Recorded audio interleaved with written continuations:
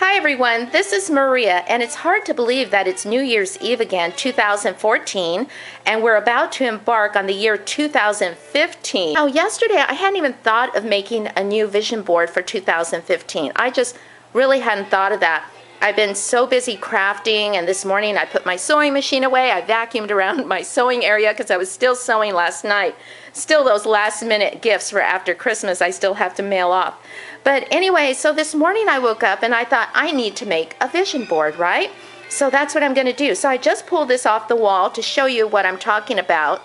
I just use a Scrabble game board. I just find Scrabble games at the thrift store, at the swap meet, wherever you find them for $1, $2 is still a good price, maybe even $3 if you get all of the tiles. And this is to motivate me as I write. I keep it near my desk. And so you can see I have Butterfly Hollow here that I wrote out in the tiles, and I have some images here of the 1930s Great Depression era. And then I have here Strange Tales and some spooky little stuff here. And up in the right-hand corner that takes up most of the board, it says RMS Titanic, the Titanic ship. I purposely just stopped working on Titanic. I wanted to finish Strange Tales after Butterfly was done and published, and because I know Titanic is a really big project. So I'm going to lift this out of the way. And I have a new Scrabble board here. This one came out of the Spanish edition, and I was so excited when I saw the blue around the edges. And so I'm going to have a lot of fun working with this. Let me show you what I'm going to be using. So if you want to make your own vision board or goal board, I have all my Scrabble tiles here. And so when I open the games, I just pour all my tiles into there. And it's really worth it, you guys, to pay $2 or $3 for the games just for those tiles. You can see I have some of the different color ones also from other games. And so let's see, what else are we going to need here? By the way, the music that's playing in the background is from a CD I found a long time ago at the 99-cent only store, and it's music that was played on the Titanic. And so here's the Titanic book. Now, yes, I'm going to rip into this for some of the art to put on here, but I have two of these. This one is a little bit more beat up, and so I think I got this one at the thrift store for $1. And my husband found another one for me at the swap meet that's in much better condition. Also, we have a Titanic museum not too far from here. It's actually over by Disneyland. So it's about an hour, hour and a half, depending on traffic. And so I've been there like 3 times already, and I picked this up there. And so anyways, it's got lots of Titanic, little bits of Titanic memorabilia in here. And so I'm excited to use this. And so it's got like all kinds of stuff, like postcards and different advertisements and such. So I'm really excited about this. So I'm going to use the Scotch wrinkle-free glue sticks. I really love these, and I use these in other videos, and they're great for paper, to adhere the paper items to the board. And then for the heavier objects, like the tiles, I'm going to be using my glue gun.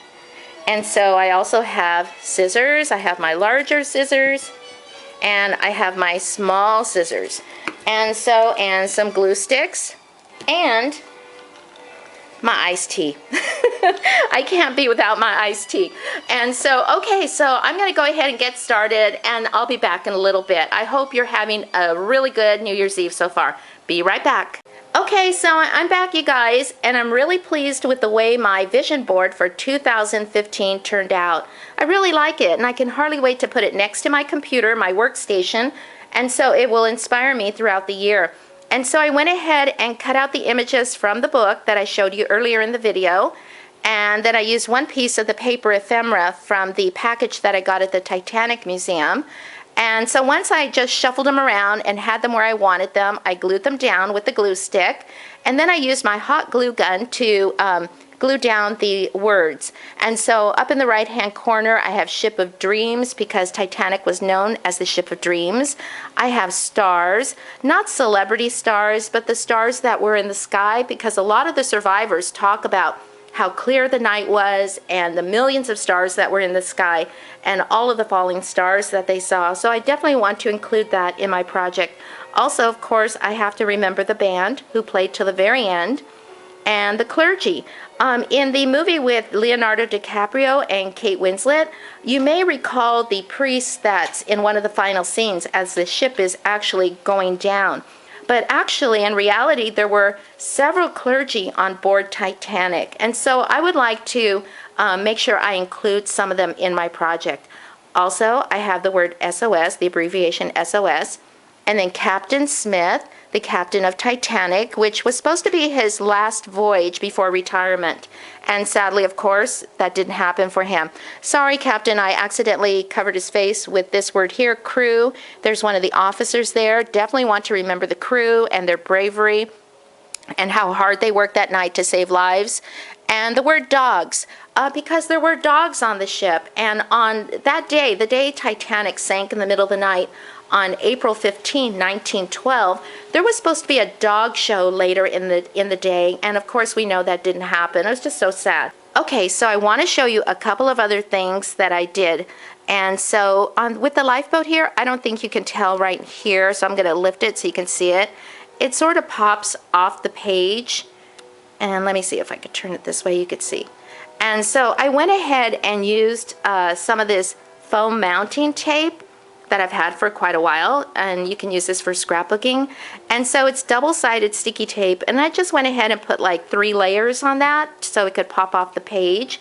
The other thing that I did was I took some of this Jim Holtz's Distress ink, and it's called Vintage Photo, and I just went ahead and took my finger and just sort of rubbed it on the tiles just to make it look a little older.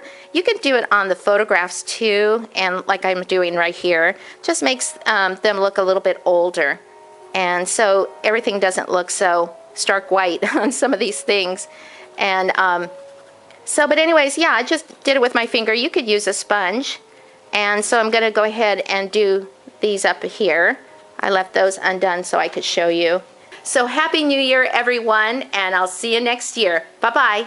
Okay, you guys, so I'm back. You just can't get rid of me. Not that fast, at least. But anyways, I decided to go ahead and use some of the ink to distress the board, the game board on the back. So anyways, I've just been doing that, and I like the way that's coming out. And so anyways, I just thought I'd do that and show you that I'm doing it. So, okay. So hope you have a great New Year's, you guys. See you soon. Bye-bye.